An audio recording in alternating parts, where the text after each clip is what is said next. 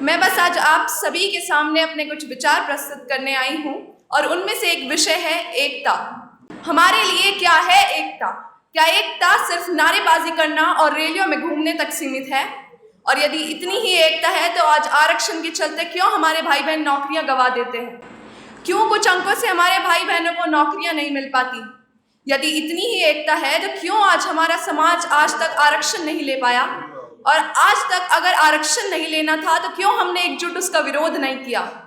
देखिए, जहां किसी इंसान को 50% पे नौकरियां मिल रही है, वहां हम जैसों को 70 और 75% तक स्ट्रगल करना पड़ता है। आप खुद ही देख लीजिए कि एक समय में पुलिस में 31% SHO राजपूत समाज के हुआ करते थे और आज वो 1.5% भी नहीं बचे हैं, और ये हमारे लिए एक शर्म की बात है। देखिए, इतिहास गवाह है कि नेताओं की राजगद्दी हमेशा जनता ने बनाई है, मगर राजपूतों की राजगद्दी हमेशा उनकी वीरता ने।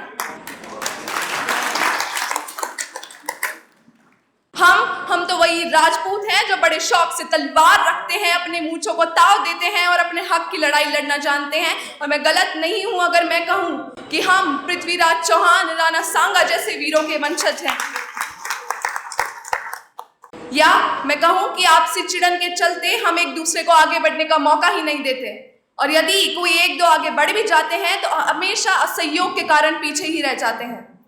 मेरा आप सभी से अनुरोध है कि एक दूसरे को आगे बढ़ने का मौका दें और हमेशा एकजुट रहकर अपनी आवाज़ बुलंद बनाएं। अब जब बात हो ही रही है तो मैं एक और महत्वपूर्ण विषय पर आप सभी का प्रकाश डालना चाहूँगी, वो है intercaste marriages. And everybody of you are aware of this problem already, कि देखिए, जहाँ 2011 में हमारे समाज से केवल 2 या 3% ही इंटरकास्ट मैरिजेस हुआ करती थी, आज वो बढ़कर 16% हो गई है।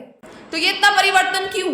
क्या ये असर मॉडर्नाइजेशन का है या हमारे परवरिश का, या हमारे संस्कार में कुछ कमी रह गई है? देखिए, मैं यहाँ अपने संस्कार या परवरिश पर उंगली नहीं उठाने आई हूँ। मेरी बस चिंता का विषय ये है कि अगर ऐसे ही चलता रहा तो आने वाले कुछ सालों में हमारा समाज विलुप्त हो जाएगा।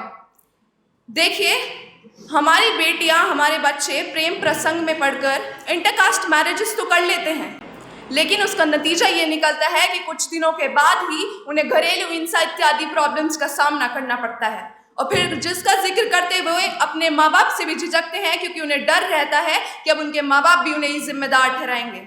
तो ऐसी कोई सिचुएशन ना ही क्रिएट हो। मैं आप सभी से अनुरोध करूंगी कि आप अपने बच्चे पर पहले से ही ध्यान दें, क्योंकि अन्यथा इसका भुगतान दोनों माता पिता व बच्चों को करना पड़ता है। अंत में मैं बस यही कहना चाहूंगी कि देखिए, राजपूत केवल एक जाति नहीं है।